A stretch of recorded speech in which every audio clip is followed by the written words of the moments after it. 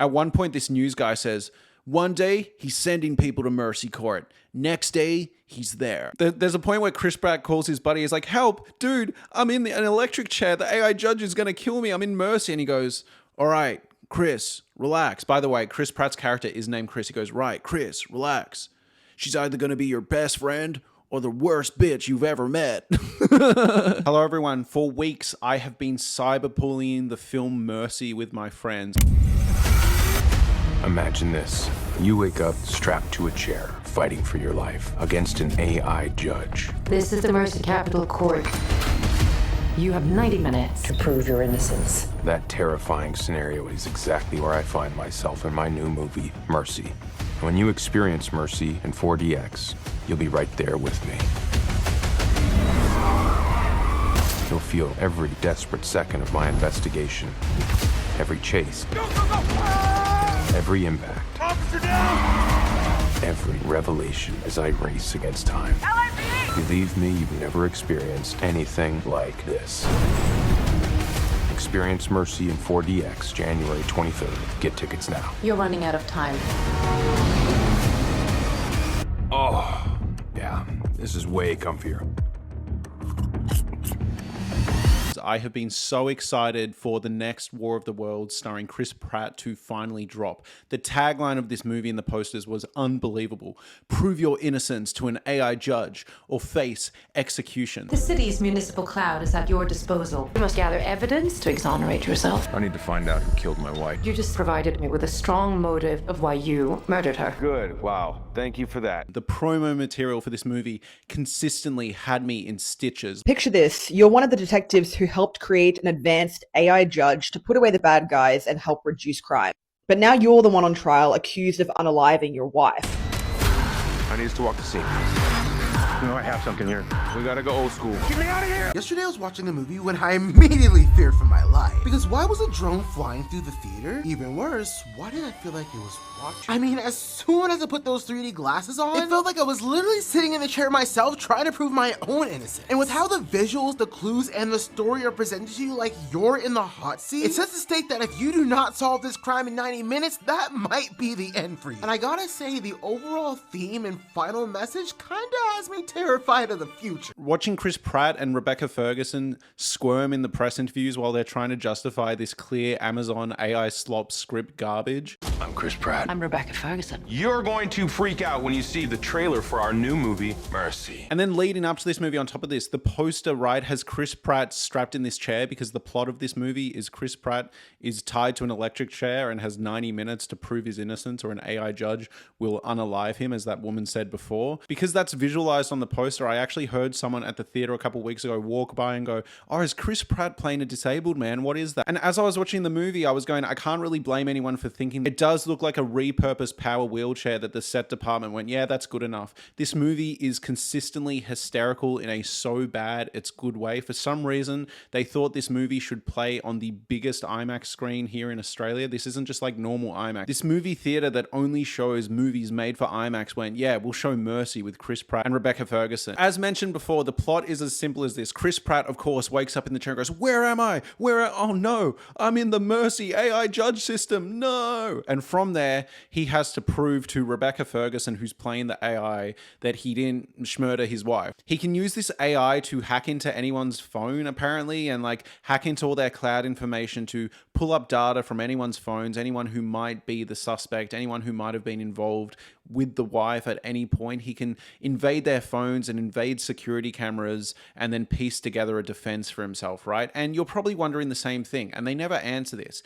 If this AI has all this access to this information already, and it's a supercomputer, you think it already would have checked all of this stuff for him. They never really address this properly. You know, it's not like there's a twist where the AI is actually built by a corrupt system, so it intentionally doesn't find this sort of information. You're meant to just buy that it is apparently much easier for some random person who isn't a detective to do their own detective work than this apparently super smart unbelievable AI to dig through all the information and footage itself, which I assume for an AI would take about 5 minutes top. But yeah, the posters for this movie are absolutely diabolical. Look at this one where there's just like a floating cop in the corner. Chris Pratt's strapped to a chair against his will. I also love that every single poster, every single trailer is trying to figure out a way to make Chris Pratt sitting in a chair for 90 minutes somehow seem exciting. Like, it's a really hard sell. And then when you finally see this 90-minute movie, they really struggle with it. So many close-ups of Chris Pratt going, wait, no, where am I? But even though I'm riffing on this movie, the hardest thing about this movie is it is technically better made than War of the Worlds. There's occasionally some good stuff that punches through. Chris Pratt was on the press tour saying that this was like a psychological thriller and he's really proud of it. And then you watch the movie and it's total schlock garbage. But the hard thing here is I actually think this movie could have been okay if it actually focused on a man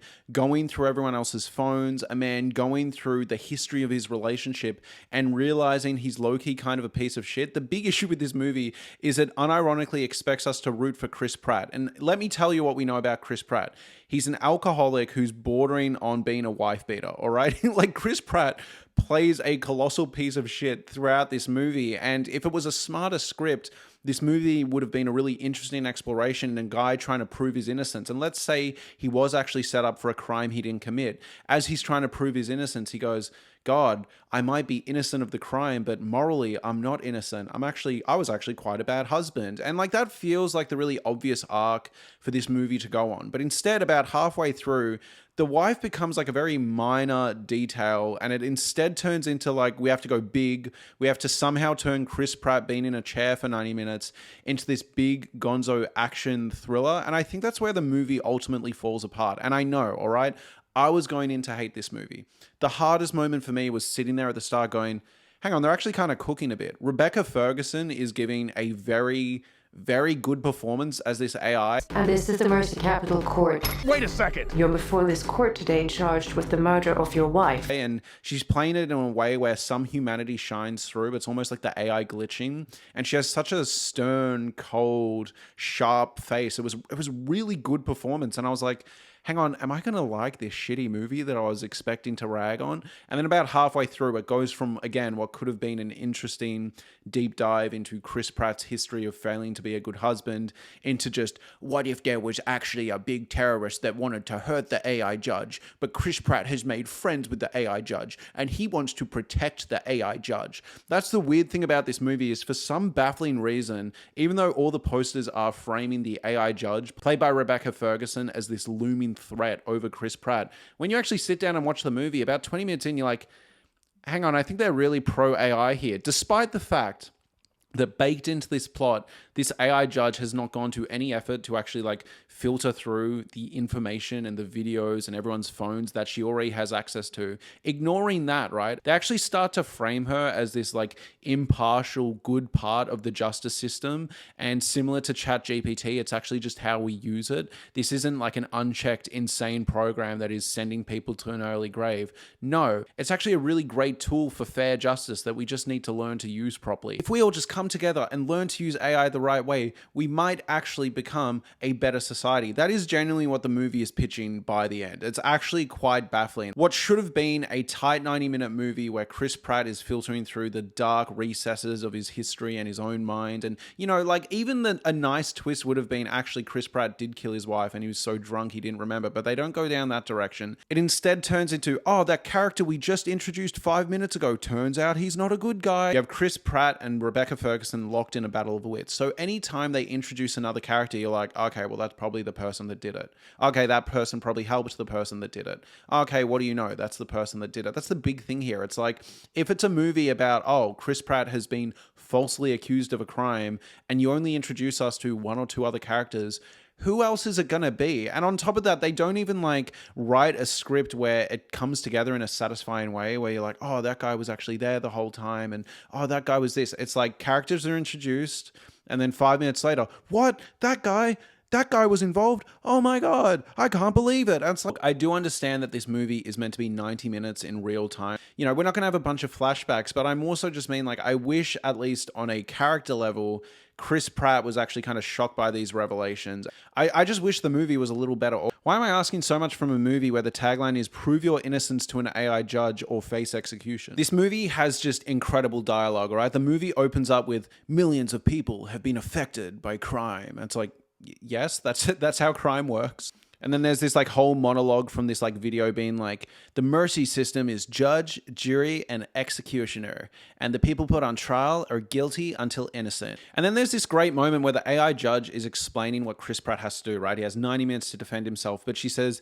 defend yourself, but mercy doesn't make mistakes. But it's just this baffling line because they say Chris Pratt is 92% guilty. He deserves to be on this mercy trial. He has 90 minutes or he will be killed. And so it's like, if you don't make mistakes, like if you are saying that as an objective fact AI, if AI is saying we don't make mistakes, why would he even bother defending himself? Like what weird system is this? I know I'm being the fun police and this is just the buy-in for the movie. It's just bafflingly poorly written. Hey guys, before we continue this video, please consider gaining a membership to this channel. Links are in the description below for both Patreon and YouTube memberships. I do a weekly podcast where I talk about every single movie and show I've watched, both new and old, stuff on streaming, stuff at the theaters that I don't get to cover in the main channel, stuff off the shelf, a bunch of stuff. Please consider gaining a membership. It really helps out the channel. And back to the video. Thank you. On top of that, the whole movie's visual language feels like you just have a Vision Pro on your headset. If any of you have seen what Vision Pro looks like from Apple, it's just like windows popping up and him going like that, and all of it has the same like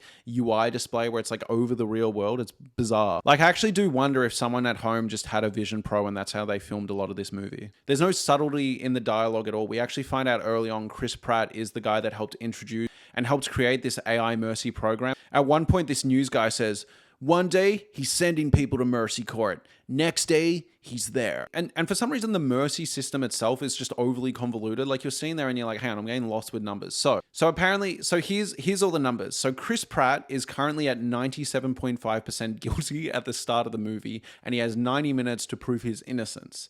On top of that, in order to get a mercy trial, this one where they skip the whole court system, skip the whole jury system, you need to be at least 80% guilty. But in order to be set free, you need to get your guilt to drop below 92%, which is confusing. You think if 80% is enough to get a mercy trial, you would then need to prove yourself below 80%. But no, you need to prove yourself below 92%. So I guess then you can have a traditional trial. Like, what the fuck? And yeah, again, early on, we find out that Chris Pratt is an alcoholic guy who's bordering on like wife beater territory. There's a point where Chris Pratt calls his buddy. He's like, help, dude, I'm in an electric chair. The AI judge is going to kill me. I'm in mercy. And he goes, all right, Chris, relax. By the way, Chris Pratt's character is named Chris. He goes, right, Chris, relax. She's either going to be your best friend or the worst bitch you've ever met. And we have like so many scenes where it's obviously exposition for the audience, but Chris Pratt only has 90 minutes. So instead of going like, okay, well, here's where I was at the time of the murder, or here's what this person was doing. Maybe I think she was having an affair. Maybe we should go here or go there, or let's see what the sister was doing, whatever, right? Instead of like instantly doing what we would all do, he just like relives memories for a bit. He's like, oh, this is my best friend, audience. I mean, I just want to go through footage of my best friend, even though I have 90 minutes to survive. And you're just like, what? You know what I mean? Like Chris Pratt willingly goes on this trip down memory lane, just wasting time. I'm like, dude, you're literally going to be dead soon. On top of that, I actually think they had Chris Pratt and Rebecca Ferguson on set for maybe 1 or 2 days. There are so many shots where Chris Pratt is out in the real world in like security footage that like from his past, right? And it's filmed from the back. You don't see the front. It's clearly just an extra or his stunt double or someone in like a Chris Pratt costume. And there's a point where they need to get a shot, like a drone shot, right? From up top of him and his family. And like it's a Chris Pratt deepfake. You can literally see the face they've put over someone else's face, like moving around. It's like a Snapchat filter. There's a point where Chris Pratt turns to the camera and that camera is in line with Rebecca Ferguson's, the AI's eye line, and he says, everybody lies except you. I'm like, what are we doing? Another fantastic line, because again, we find out Chris Pratt was like a raging alcoholic. There's a point where he says, how could I commit a crime of passion when there was no passion left? And it's like, first off, just a factually incorrect statement. Like, passion can be hatred and anger as well. That is typically what a crime of passion is. It's just such a baffling line. On top of that, it's clearly a movie made for prime streaming and international audiences. I think they're being very conscious of being too polarizing in any direction. So moments where a character would go, holy fuck, or holy shit, they'll be like, holy frick. Or there's a point where Chris Pratt is like really angry at the AI judge. You know, he's sitting there locked in his chair and he's so angry and he's like, go screw yourself. And I'm like, bruh, who made this shit? There's a timer throughout the whole movie, right? The 90 minutes to go. At a certain point, this became like a really satisfying tool for me to go, okay, 30 minutes till I'm out of my chair and I can go fucking home. There's literally a point where it's like, Chris was like, I have 37 minutes to prove my innocence. I was like, oh, come on. Then there's this whole thing. It's actually quite clunkily written. It's kind of like what The Pit is doing at the moment, if you've been watching that show, where it's all about the human gut versus AI data algorithm, you know? So like there's a point where Chris Pratt and the AI judge get in this like philosophical debate where he's talking about like, I have to trust my gut if I'm going to get out of here. And she's like, a gut? You can't trust a gut or some bullshit. She's like, that's not reliable evidence. He's like, it's all I've got is my gut.